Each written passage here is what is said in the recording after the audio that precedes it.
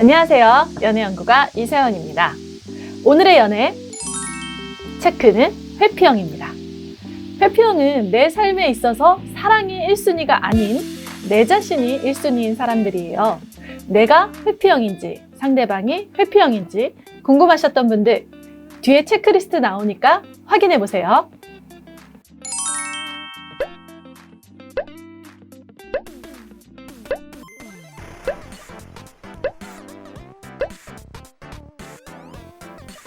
첫 번째 체크, 혼자만의 시간. 네, 특히 회피형들은 이 혼자만의 시간이 굉장히 중요해요. 예를 들면 휴식도 누군가와 함께하고 있다라고 하면 그 함께하는 분들이 좀 신경 쓰는 존재라고 느껴지거든요. 그래서 내가 충분히 휴식을 즐기고 있지 못하다는 생각을 갖기도 해요. 그래서 이분들은 휴일이나 이런 날에 좀 잠을 주로 자는 경향이 많아요.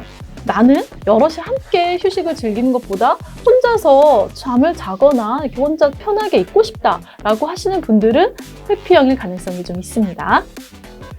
두 번째 체크, 내 삶을 건드리지 마. 네. 자, 회피형은 사실 자기 삶을 침범당한다고 생각하는 걸 가장 싫어하기도 해요. 그래서 내가 고칠게, 잘할게 라는 말도 싫어해요. 왜냐? 내가 내 삶을 침범당하기가 싫은 만큼 상대방한테도 상대방의 삶을 침범하기 싫기 때문인데요. 그래서 본인 스스로가 아닌 타인 때문에 무언가를 고친다? 바꾸겠다?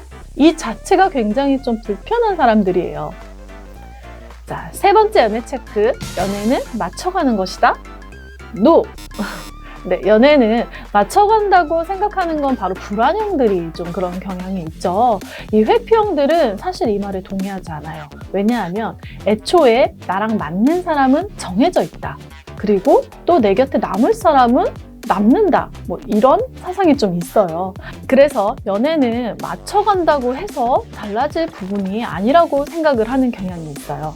그래서 이 부분은 이제 회피형 연애 스타일로 봤을 때는 불안형이 굉장히 좀 당황스럽게 생각할 수 있는 부분이기도 하죠. 불안형은 같이 싸우고 이야기하고 맞춰가면서 좀 사랑이 많이 굳어진다고 생각하는 부분이기 때문에 불안형에겐 굉장히 좀 당혹스럽지 않을 수 없습니다. 네 번째 연애 체크, 인간관계 스트레스는 NO! 자, 이게 무슨 말이냐면 회피형들은 스트레스가 굉장히 많아요. 그래서 인간관계에 있어서도 스트레스를 피하려고 하는 경향이 있어요. 예를 들면 굳이 이 어려운 관계들을 내가 유지해갈 필요가 있을까? 여기에 감정 소모를 할 필요가 있을까? 라는 생각을 좀 많이 하기도 해요. 그래서 사실 이 회피형은 내가 굳이 무슨 짓을 해도 내 곁에 남아있을 사람은 남아있어 라고 생각을 하기 때문에 인간관계에 스트레스를 받으면서까지 유지하려고 하지 않는 경향이 있습니다. 다섯 번째 연애 체크, 멀티태스킹이 어렵다. 자, 무슨 말이냐면 이 회피형 분들은 사실 멀티가 어려워요. 즉, 하나에 집중을 하면 그 집중하는 에너지 소모가 굉장히 크거든요. 그래서 일할 땐 일만 해야 되고 쉴 땐 쉬기만 해야 되고 또 놀 땐 놀기만 해야 돼요. 그래서 이런 분들은 사실 연락이 잘 되기가 쉽지가 않아요. 일할 땐 일만 하는데 미처 상대방 생각까지 할 그런 여력이 없거든요. 그래서 불안형이랑 좀 달라요. 불안형들은 일할 때도 상대방 생각이 나고 또 친구랑 놀 때도 생각이 나요. 그리고 쉴 때도 더 생각이 나죠. 그래서 사실 불안형들은 이렇게 연락이 더 잘 되고 멀티가 되는 반면에 회피형들은 하나씩 소모하는 에너지가 너무 크다. 그래서 이분들은 사실 멀티가 어렵습니다. 그래서 이분들은 사실 잘 지내기 위해서 팁을 좀 드리자면 이렇게 하나씩 소모하는 에너지가 굉장히 크기 때문에 스트레스가 정말 많아요. 우리가 내 상대방의 스트레스를 좀 해소해 줄 수 있는, 다스릴 수 있는 그런 연애를 할 수 있다면 더 잘 지낼 수가 있습니다. 여섯 번째 연애 체크, 내 스스로의 능력이 중요해. 회피형의 가장 큰 매력으로 보여질 수 있는 부분인데요. 회피형은 자기 자신의 능력이 가장 중요하다고 생각해요. 세상에 믿을 사람은 나밖에 없다고 생각을 하죠. 누군가에게 의지를 하고 의존한다는 자체가 스스로도 좀 어색하고 불편한 사람들이에요. 그래서 좀 중요한 포인트는 내가 이렇게 다른 사람한테 의존하는 게 싫은 만큼 나한테도 의존하지 않길 바라요. 좀 독립적이길 바라죠. 내가 회피형이랑 잘 지내고 싶다라고 하시면 회피형처럼 좀 독립적인 모습을 보여주는 것도 중요합니다. 7번째, 연애가 내 삶의 1순위? 아니죠. 네, 회피형은 연애가 1순위가 아니에요. 불안형과는 다르게 아까도 이야기 드린 것처럼 내 자신 그리고 나의 일이 1순위입니다.